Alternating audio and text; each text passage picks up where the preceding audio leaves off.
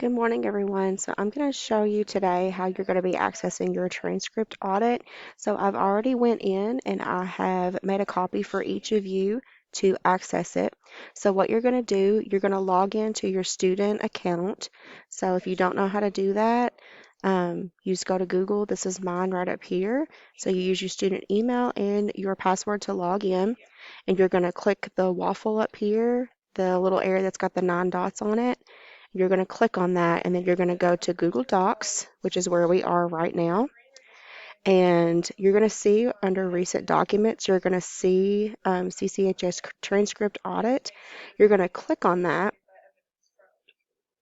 and this is where you're going to be doing your audit. So you're going to put your name under here where it says student name.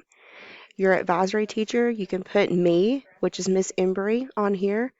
If you have a pathway, and then the year that you're going to be graduating.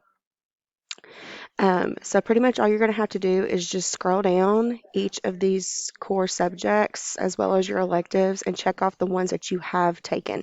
You don't have to put the grade in there. All I need to see is that you have taken it.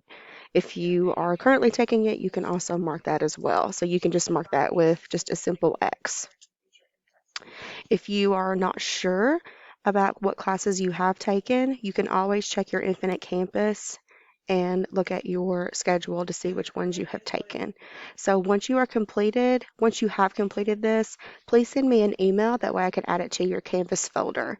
If you have any questions, please let me know and I will help you out the best that I can. Y'all have a good day.